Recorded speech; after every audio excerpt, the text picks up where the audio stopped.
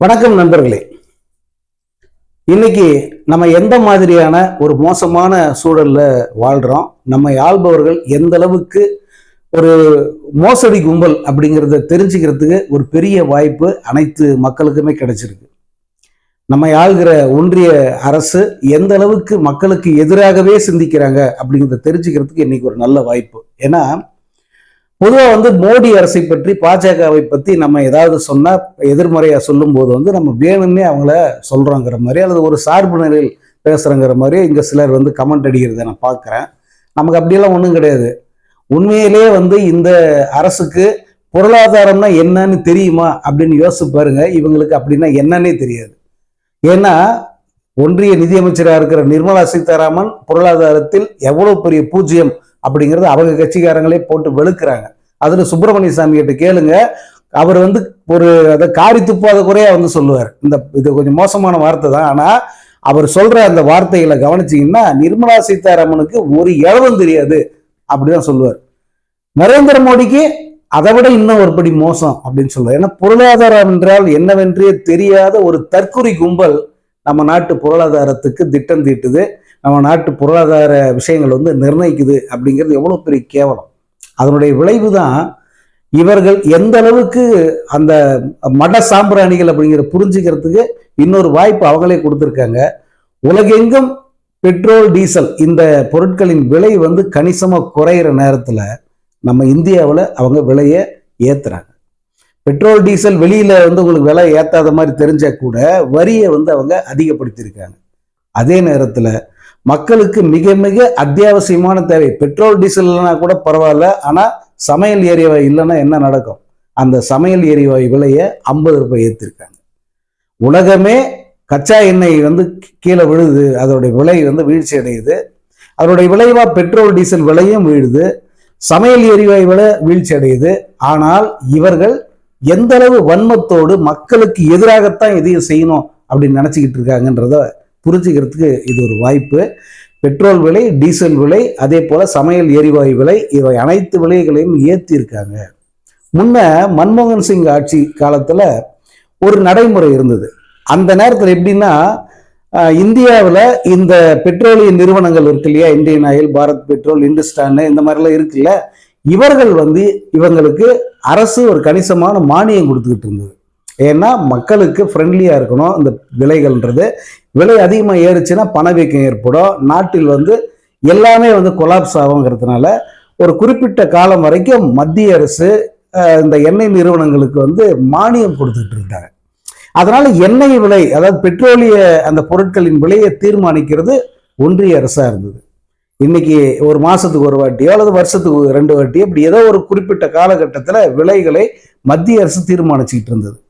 ஒரு கட்டத்துக்கு பிறகு மன்மோகன் சிங் அரசு தான் முடிவு பண்ணுது, நாங்க இனி மானியம் தர முடியாது, சர்வதேச அளவில் கச்சா எண்ணெய் என்ன விலைக்கு விற்குதோ அதற்கு ஏற்ப பெட்ரோல், டீசல் மற்றும் சமையல் எரிவாயு இவற்றினுடைய விலைகளை அவங்களே தீர்மானிச்சுக்கலாம் அப்படின்னு அறிவிக்கிறாங்க. அப்படி அறிவிக்கும் போது விலைகள் தினசரி அப்டேட் ஆகுது. அதாவது ஒரு நாளைக்கு ஒரு ரேட்டு, இன்னைக்கு கச்சா எண்ணெய் என்னவோ அதுக்கேற்ற மாதிரி இங்க ஒரு விலை ஏறும் அல்லது இறங்கும். இது ஒரு குறைந்தபட்ச வெளிப்படைத்தன்மையோடு இருந்தது, மக்களால் அதை புரிஞ்சுக்க முடிஞ்சது. ஆனா மன்மோகன் சிங் போன பிறகு இந்த பிரதமரா மோடி உட்கார்ந்த உடனே இந்த பெட்ரோல், டீசல், சமையல் எரிவாயு இந்த விலைகளை தாறுமாறா உயர்த்தினாங்க. ஆக்சுவலா மோடி என்ன சொல்லி பதவி உட்கார்ந்தாரு, பெட்ரோல் விலையை 50 ரூபாய் கீழே குறைப்பேன், டீசல் விலையை 40 ரூபாய் கீழே குறைப்பேன், சமையல் சிலிண்டரை நான் 400 ரூபாய்க்கு கீழே கொடுப்பேன் அப்படின்னு சொல்லி வாக்குறுதி கொடுத்து தான் உட்கார்ந்தார். இப்ப சங்கிங்களை கேட்டா அப்படியெல்லாம் அவர் சொல்லவே இல்லையானுவாங்க. ஏன்னா ஒவ்வொரு அக்கௌண்ட்லயும் 15 லட்சம் போடுறான்னு சொன்ன ஆள் தானே. இந்த நாட்டோட கருப்பு பணத்தை ஒழிச்சு அந்த பணத்தை மீட்டு, சுவிஸ் பேங்க்ல இருக்கிற பணத்துல மீட்டு, அந்த பணம் ஒவ்வொரு நபர் கணக்குக்கும் 15 லட்சம் ரூபாய் போடுற அளவுக்கு வரும். நான் ஆட்சிக்கு வந்தா அதை செய்வேன்னு சொல்லிட்டு வாய்க்கூசாம அப்படி சொல்லவே இல்லைன்னு சொல்லி பொய் சொன்ன நபர்கள் தான் இவங்க. ஸோ இப்படி பொய்யான வாக்குறுதியை கொடுத்துட்டு பதவிக்கு வந்த கையோட பெட்ரோல், டீசல், சமையல் 3 விலையை தாறுமாறா ஏத்திட்டாங்க. மன்மோகன் சிங் இருக்கும்போது பெட்ரோல் விலை 50 ரூபாய்னா இன்னைக்கு 100 ரூபாய் தாண்டிடுச்சு. மன்மோகன் சிங் இருக்கும்போது டீசல் விலை 35-40 ரூபாய்னா இன்னைக்கு 100 ரூபாய் கிட்ட நிக்குது. சமையல் சிலிண்டர் விலை 400 ரூபாய் இருந்தது, இன்னைக்கு 1000 ரூபாய், 50 ரூபாய் ஏத்திட்டாங்க. 1000 ரூபாய்க்கு வந்துருச்சு. ஒரு நாட்டை கெடுக்கணும்னு சொன்னா 10 வருஷம் போதுன்னு சொல்லுவாங்க. ஒரு மோசமான ஆட்சியாளன் கையில ஒரு நாட்டை கொடுத்தீங்கன்னா 10 வருஷத்துல அதை குட்டிச்சோறாக்கிடுவான், அந்த நாடு விளங்காம போயிடும். அந்த அளவுக்கு செய்ய முடியும் அப்படின்னு பொருளாதாரத்துல சொல்லுவாங்க. இப்போ அந்த மோடிங்கிற ஒரு உதவாக்கிற மோடிங்கிற எதுவும் எந்த அடிப்படை அறிவும் இல்லாத மக்கள் விரோத முழுமையான அறிவு மழுங்கிய ஒரு மனிதன் கிட்ட இந்த ஆட்சியை கொடுத்ததோட விளைவு இந்த 11 ஆண்டுகளில் இந்திய பொருளாதாரம் குட்டிச்சவர போயிருக்கு. தென் மாநிலங்களை தவிர வட மாநிலங்கள், மேற்கு மாநிலங்கள், வடகிழக்கு மாநிலங்கள் அனைத்திலுமே அறியாமையும் மூடத்தனமும் பிற்போக்குத்தனமும் வறுமையும் பட்டினியும் தான் இன்னைக்கு மிஞ்சி நிக்குது. இந்த வட மாநிலங்கள் முழுக்க இவர்களை காப்பாற்றுவது இந்த தென் மாநிலங்கள் தான் அப்படிங்கிற ஒரு நிலை இன்னைக்கு வந்திருக்கு. இந்த இந்தியா நீங்க அதனுடைய வடிவமைப்பு பார்த்தீங்கன்னா அடிப்பாகம் கூம்பா நிற்கும், சிறுத்துக்கிட்டே ஒரு நுனி நிற்கும், அடிப்பாகம் மேலதான் அப்படியே பாரமா இருக்கும். இப்போ இந்தியா அப்படிங்கிற பெரிய பாரத்தை தென் மாநிலங்கள் தான் தாங்கி பிடிச்சி நின்றுகிட்டு இருக்கு. அந்த அளவுக்கு பொருளாதாரம் நலிஞ்சு போயிருக்கு. தென் மாநிலங்கள் மட்டும் ஏன் அப்படி இருக்குன்னா இங்க அந்த பாஜகங்கிற விஷம் பரவல.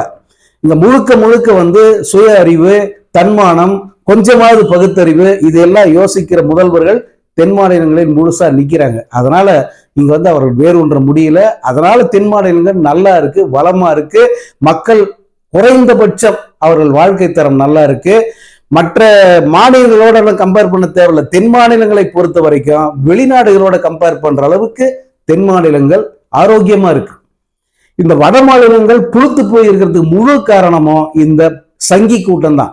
இந்த மோடி மற்றும் அவரது அறிவற்ற அந்த பரிவாரங்கள் தான் வட இந்தியாவை குட்டிச்சவராக்கி நாசமாக்கி வச்சிருக்காங்க. இன்னும் 4 ஆண்டுகளில் அது எந்த அளவுக்கு மோசமா போக போகுது அப்படிங்கிறத பாருங்க. வட மாநிலங்கள், மேற்கு மாநிலங்கள், கிழக்கு மாநிலங்கள் இங்க எங்கேயாவது அடிப்படை கட்டமைப்பு உருப்படியா இருக்கா அப்படிங்கிறத நீங்க யாராவது போய் கூட பாருங்க.